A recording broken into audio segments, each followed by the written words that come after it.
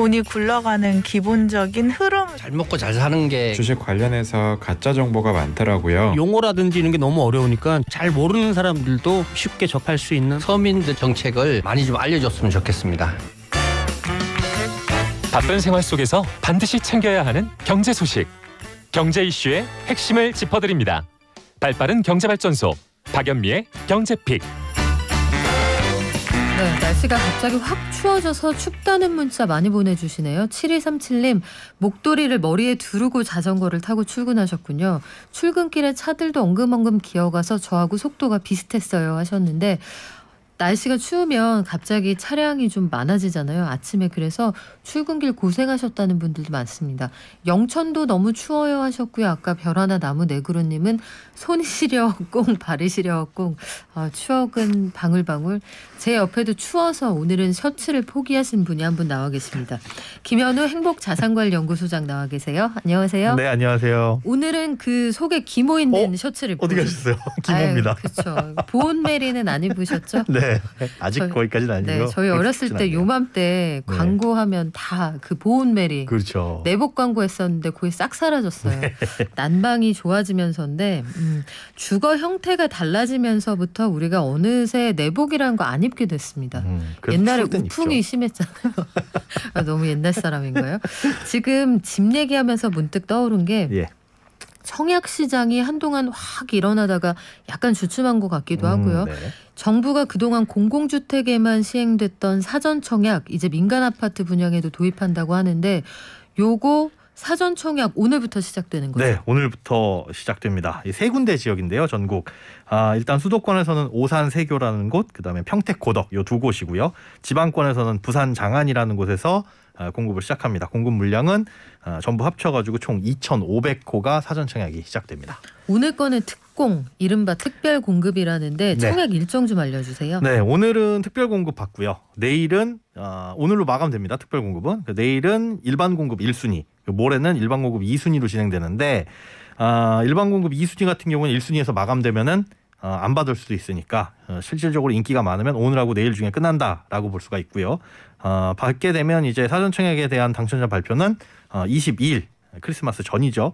요때 발표가 되고 이제 자격 검증 거쳐가지고 최종적으로 뭐 한 달 이내에 확정될 예정입니다. 네, 요때 확정되시면 크리스마스 선물 받는 것 같겠다 이런 생각도 드는데 네.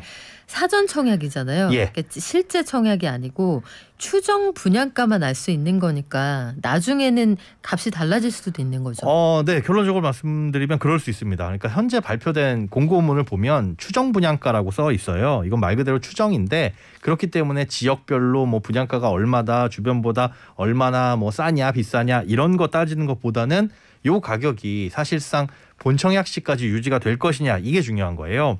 그러니까 본청약 시점에 가가지고 중간에 뭐 설계가 변경된다거나 아니면 기본형 건축비라고 해가지고 건축비가 올라갈 수도 있잖아요. 이렇게 되면은 차이가 날 수는 있습니다. 참고로 이 기본형 건축비라는 거는 분양가 상한제를 적용받는 아파트에서 그 건축비를 기준으로 정해놓는 건데 6개월마다 고시를 합니다. 반년마다 한 번씩 고시를 해서 요 정도가 기준 건축비입니다라는 걸 알리는 건데 최근 5년 동안 보니까 적게는 뭐 0.5%, 많게는 3% 이렇게 증가를 했고요. 물론 한 번 정도는 한 2% 정도 떨어진 적도 있기는 했었습니다. 근데 물가처럼 꾸준히 올라간다 이렇게 보시면 됩니다. 네, 이게 분양가 차이가 크면 좀 문제가 되잖아요. 갭이 많이 벌어질까요? 그럴 수 있을 텐데 결론부터 말씀드리면 걱정 안 하셔도 됩니다. 이 분양가 상한제 적용하는 건축비, 이 기본 건축비 요게 계속적으로 올라가면 뭐 본청약 시에도 분양가가 올라갈 수는 있겠죠. 그런데 일단 1번 본청약 시점이 그렇게 멀지가 않습니다. 그러니까 시간이 뭐 10년 후, 20년 후면은 1년에 2%씩만 올라가도 꽤 많이 올라갈 텐데 이 추정되는 본청약 시기가 이 평택 같은 경우는 2023년 4월, 그러니까 내후년 4월이죠. 그리고 오산하고 부산 같은 경우에는 2024년 5월이에요. 그러니까 얼마 안 남았고 그간에 뭐 건축비가 2% 3%씩 오른다고 해도 크게 상승되지는 않을 것이다 이렇게 보이고요. 또 분양가에서 사실 대부분을 차지하는 건 건축비가 아니라 땅값입니다. 택지비인데 이게 이미 공공택지로 확보된 곳이기 때문에 이 건설사들 입장에서는 택지비가 추가로 들어간다 이럴 걱정까지는 없어요. 그래서 지금 나와 있는 공고문의 추정 분양가에서 자금 계획을 세워도 크게 문제는 없을 텐데 그렇다고 너무 빠듯하게 세우지는 마시고 넉넉하게 한 5% 정도 여유 잡고 세우시면은 문제는 없을 것으로 보입니다.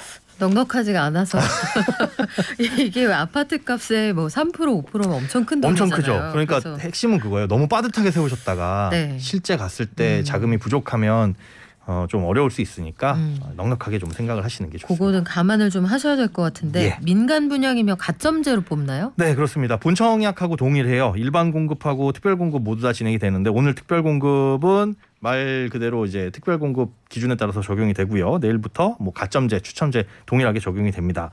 그런데 이번 사전 청약부터는 얼마 전에 그 완화된 특별 공급 기준이 적용이 돼요. 민간 분양 특별 공급.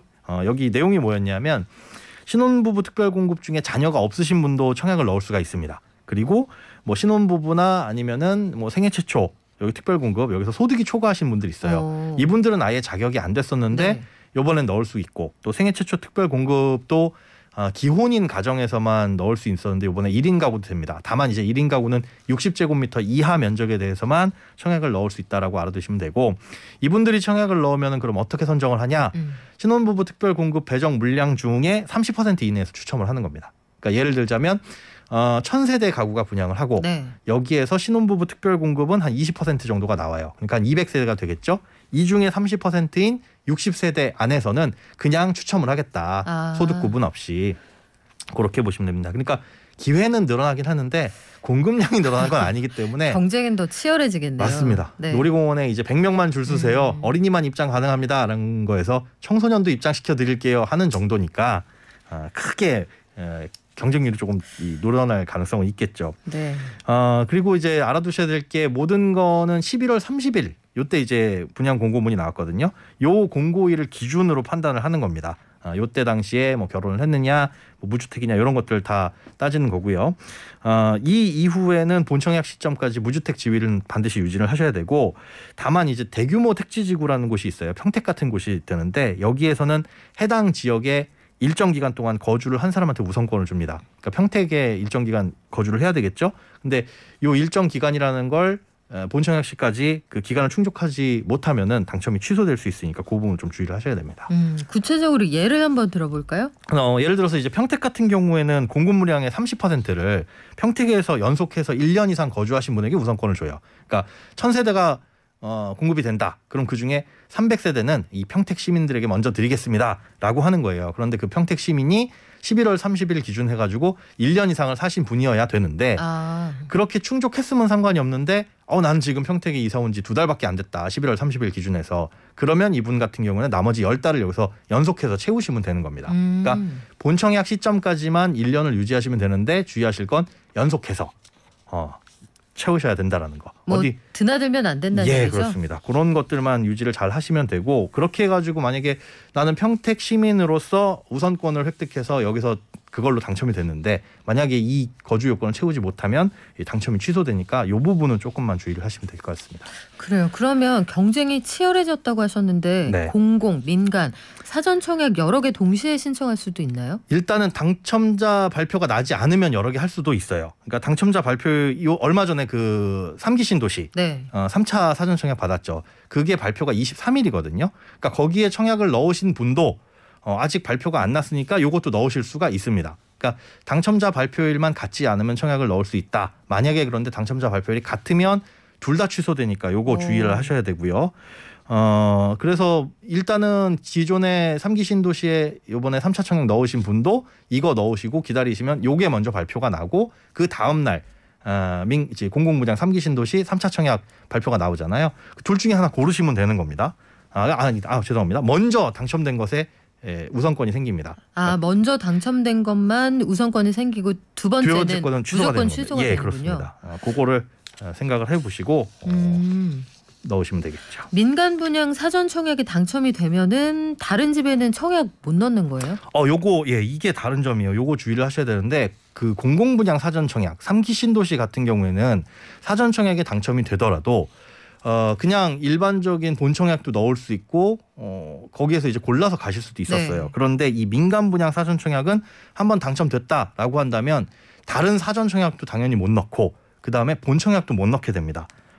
그렇기 때문에 만약에 여기서 사전 청약에 당첨이 됐다. 그런데 나 저기에 일반 지금 청약 받고 있는 아파트가 있는데 저게 넣고 싶어라고 하신다면 사전 청약을 포기하시면 돼요. 그러니까 그냥 쉽게 얘기해서 이 사전 청약에 당첨되면 청약 통장을 쓴 거나 비슷한 효과가 생긴다라고 네. 보시면 됩니다. 다만 진짜로 쓴 건 아니기 때문에 청약을 절대로 깨시면 안 됩니다. 청약 통장은 본 청약에 당첨이 확정될 때까지는 그대로 유지를 하셔야 되고 다만 중간에 내가 사전 청약 포기하고 그냥 일반 청약 혹은 공공 분양 사전 청약 하고 싶어요라고 하신다면 사전 청약은 그냥 취소 신청을 하시게 되면 그 즉시 부활을 하고 들어갈 수 있다라고 보시면 되고요. 또 공공 분양과 다른 점은 뭐냐면 공공 분양 사전 청약 같은 경우에는 신혼부부 특별 공급에서 예비 신혼부부도 받았었거든요. 예비. 예, 1년 이내 혼인 가능한 혼인 증명이 가능한 네. 예비 신혼부부도 받았었는데 이 민간 분양 사전 청약은 그게 대상이 아닙니다. 그러니까 11월 30일 기준에서 혼인 신고가 되어 있으신 분만 신혼부부 특별 공급으로 넣을 수가 있고 만약에 이걸 잘 모르고 있다가 야 우리 결혼할 예비 신혼부부잖아. 그것도 된다고 하던데 해가지고 넣었다가 혹시나 당첨이 되시면 네. 근데 부적격으로 판단이 되겠죠. 아하. 그러면 향후 1년 동안 다른 청약 못 넣으시니까 요거 주의하셔가지고 넣으셔야 됩니다. 예비 신혼부부 요거 주의하셔야 되겠네요. 네. 보통 그 준비하시면서 집부터 알아보시게 되니까. 네, 그렇죠. 그렇죠. 그러면 공공 사전 청약하고 민간 사전 청약 당첨을 기준으로 했을 때 가장 근본적인 차이점은 뭔가요?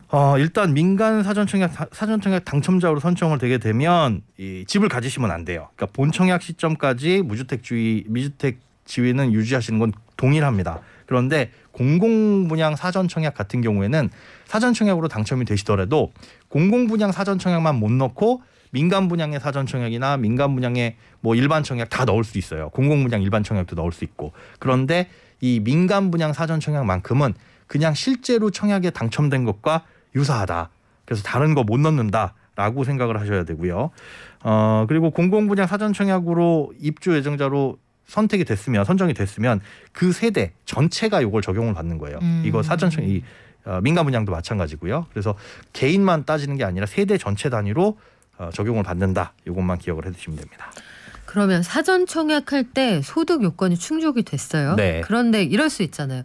내가 일을 너무 잘해가지고 그 사이에 연봉이 확 오른 거예요. 아니면 혹은 맞벌이 한다거나. 그렇죠. 아니면 네. 이직을 하거나 뭐 그래서 소득 기준 같은 것들이 더 초과하게 되는 경우도 있잖아요. 네. 이럴 땐 어떻게 합니까? 걱정 안 하셔도 됩니다. 모든 건 11월 31일 기준으로 한다라고 생각을 하시면 되고 그 모집 공고일 기준으로 소득이 확정돼서 문제가 없었다라고 한다면 나중에 소득이 올라가거나 아니면 뭐 다른 요건을 부합하지 않아도 상관은 없는데 주의하실 건 무주택 지위는 끝까지 유지를 해야 된다는 거. 소득하고 자산은 상관이 없다. 이렇게 기억해 두시면 되죠. 그럼 이번엔 사람이 바뀌는 경우는 어떻게 되는지 궁금한데 사전 청약이 일단 당첨이 됐어요. 네. 근데 그 이후에 급격히 사이가 나빠지는 안타까운 경우도 있잖아요. 네네. 그래서 이제 갈라선 경우죠. 네네. 이런 경우도 있을 수 있고 그렇죠. 세대 분리 자식들이 떨어져 나갈 수도 있고요. 예.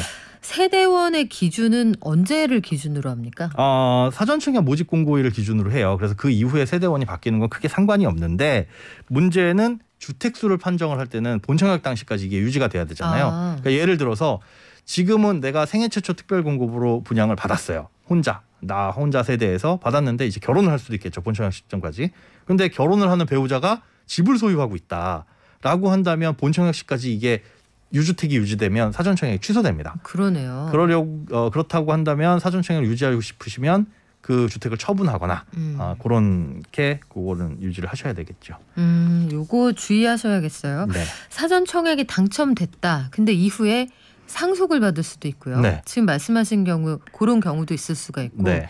이러면은 일단 혼인으로 주택을 추가로 소유하게 되면 안 된다고 하셨잖아요. 예, 그렇습니다. 상속은 어때요? 상속은 예외로 둡니다. 이거는 어쩔 수가 없는 거잖아요. 뭐 갑자기 부모님이 돌아가실 수 있는 부분이라서 상속만큼은 예외로 두고 있지만 그게 아닌 증여는 주는 시점을 판단할 수가 있는 거니까 이거는 안 되고요. 오로지 상속으로 취득한 것만 예외로 인정을 한다.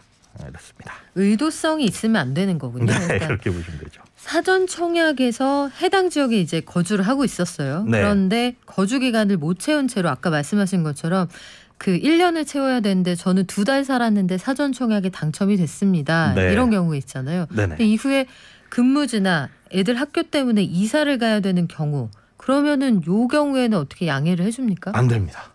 이 경우에는 사전 청약 같은 게 본 청약까지 시간을 두고 있잖아요. 네. 그러다 보니까 그 기간 동안 채워라라고 하는 일반적으로 봤을 때는 약간 예외를 둔 거거든요. 그렇기 때문에 그 상황에서는 어쩔 수 없이 사전청약에서 본청약 시점까지 1년을 못 채운다, 거주기간을 못 채운다라고 한다면 요거는 인정을 받을 수가 없습니다. 마지막으로 우리 사전 당첨자의 지위 이것도 남한테 팔 수 있습니까? 요건 분양권이나 뭐 입주권 같은 게 아니에요. 그렇기 때문에 전매나 이런 것들도 안 되고 양도를 할 수도 없습니다. 다만 이제 사전청약으로 당첨되신 분이 돌아가시게 되면 이거는 이제 상속이 가능한데 그 외의 경우에는 임의로 양도를 하거나 다른 사람한테 넘겨줄 수 없다. 이렇게 기억해 두셔야 됩니다. 그렇군요. 알겠습니다. 지금까지 행복자산관리연구소 김현우 소장과 함께했습니다. 고맙습니다. 네, 고맙습니다.